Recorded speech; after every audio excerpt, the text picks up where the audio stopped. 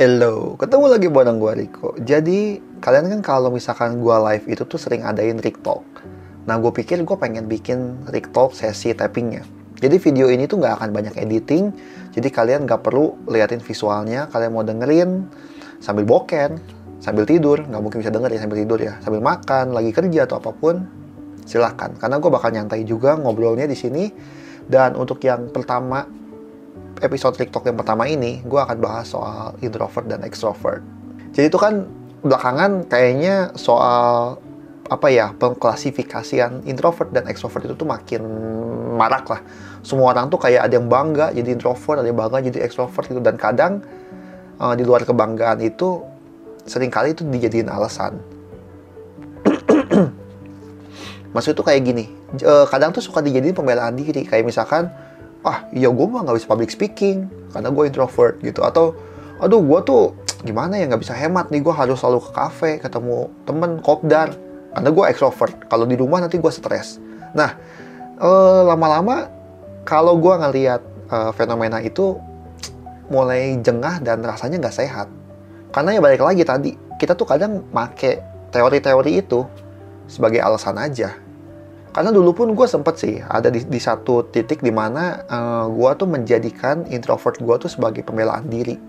Jadi enggak lah, gue nggak suka bersosialisasi gitu karena gue introvert. Kalau diajak teman wajar dong gue nolak karena gue introvert gitu kan. Tapi setelah gue udah lulus sekolah, lulus kuliah, di dunia kerja ini tuh gue ngerasain kerugiannya.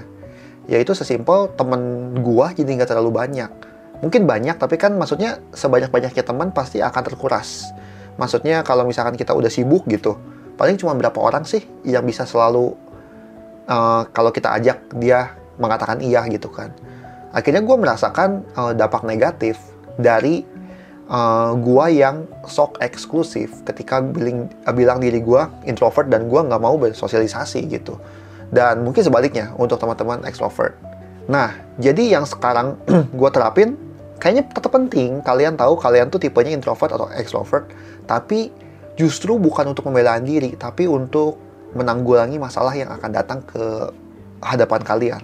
Jadi kayak gini, kalian ada yang pernah nggak kayak tes MBTI gitu, atau tes kepribadian gitu ya, personality? Mungkin ada yang udah pernah, ada yang belum, silahkan aja langsung ke Google, yang gratisannya dulu aja gitu ya, cobain. Nah, kadang kan kita cuma lihat, kita tuh paling seneng lihat kesimpulannya. Misalkan, katakanlah gue introvert 70%, berarti gue tuh orangnya kayak gini. Ketika gue research tenaga tuh kayak gini, ketika gue bersosialisasi kayak gini gitu kan.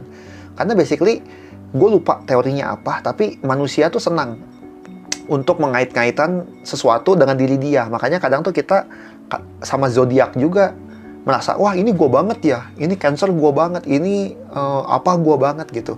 Padahal itu mah cuman nyambung-nyambungin aja diri kita, seakan nyatu sama diri kita, padahal nggak sepenuhnya kayak gitu. Dan kalau dari gue, kayaknya rugi banget ya kita manusia yang sekompleks dan sepintar ini mau dikotak-kotakan dengan teori yang sebenarnya udah ada dari puluhan tahun lalu gitu. Kayak, lu manusia apa robot gitu, ya kan? Nah, jadi sebenarnya kenapa tadi gue bilang tes itu penting?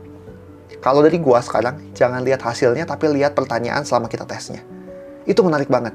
Karena nggak ada lah orang yang 100% introvert, 100% extrovert tuh nggak mungkin ada. Jadi, biasanya ya hasil tes ini sama robotnya gitu ya, atau sama algoritmanya akan diambil rata-rata. Oh, si Riko paling banyak introvert, makanya gue dibilangin introvert, dan gue kalau kena masalah harus kayak gini gitu kan.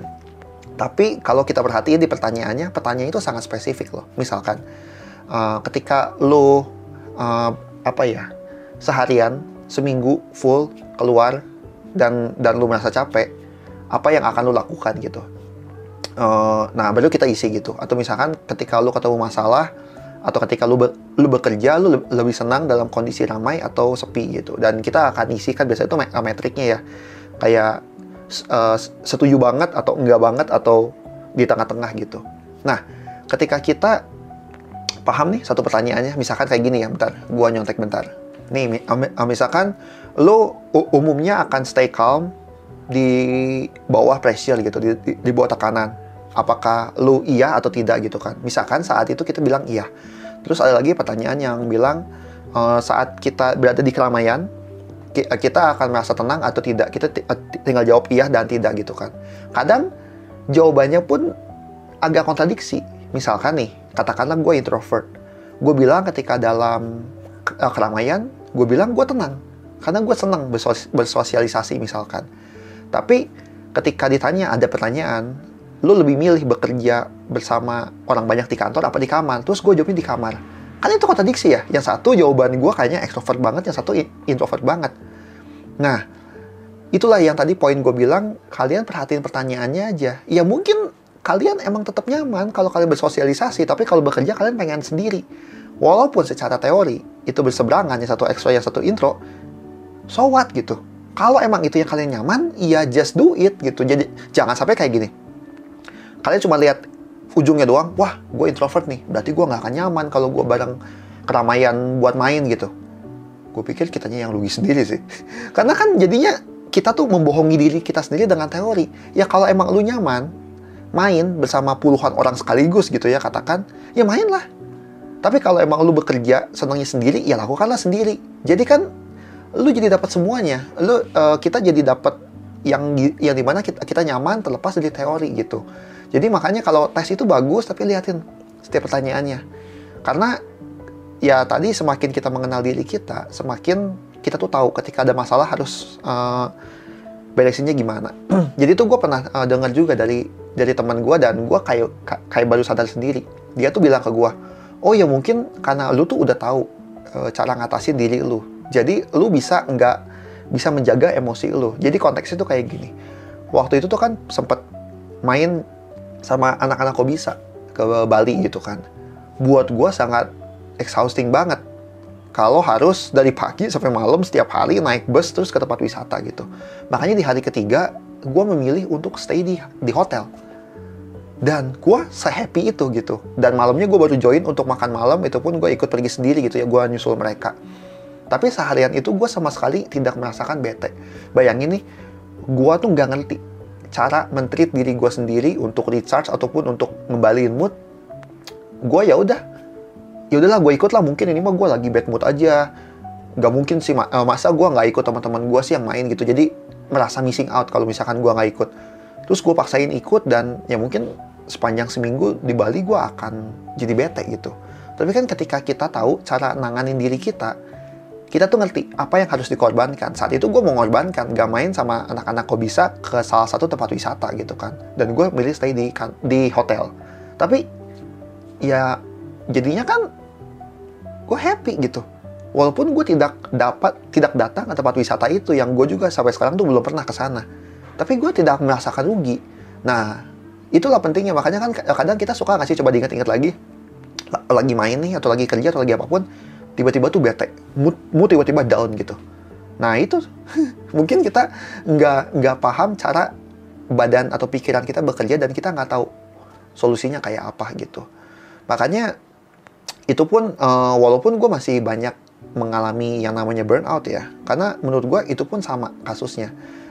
Semakin kita mengenal diri kita, harusnya kita bisa lebih terhindar, bukan berarti 100% tidak terkena gitu. Gue tuh, ya gue mengutip kata-katanya si Bang Dani Jidat, mungkin kalau kalian tahu.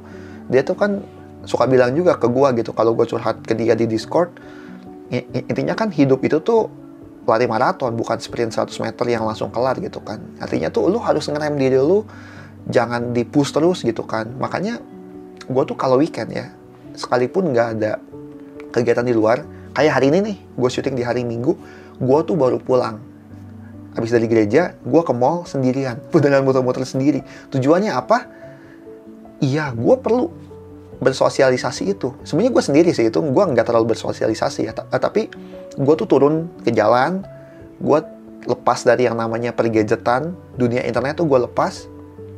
Yang biasanya mungkin itu bikin orang introvert nyaman ya. Karena kan kalau gue talk gini ke kalian pun secara live tuh gue juga nyaman gitu. Tapi gue coba melepaskan itu. Walaupun mood gue belum terlalu turun, saat di hari Minggu itu pun gue bekerja atau gue di depan PC pun gue masih oke-oke aja. Tapi gue berusaha menahan diri gitu.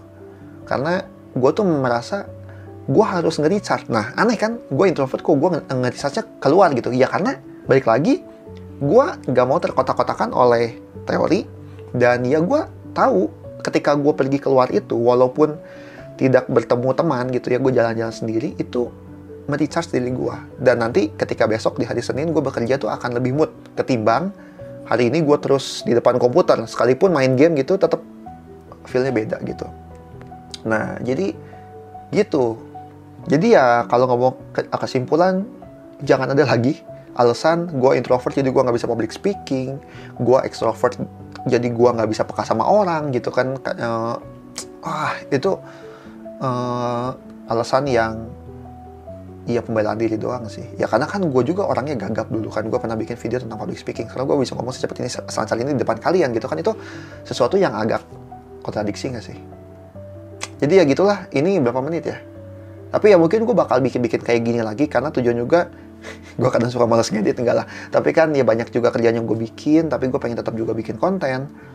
Jadi kalau ada sesuatu yang mau kalian bahas, mau ya soal kayak gini, atau ada berita, atau ada fenomena apa yang mau kalian gue coba bahas dari perspektif gue pribadi, silahkan tulis di kolom komentar.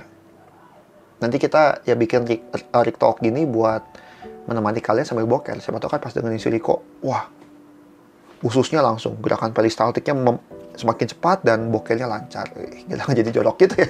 Ya udah, itu aja videonya. Semoga kalian terhibur. Sekali lagi, semoga bermanfaat. Itu aja dari gua. Nuhun.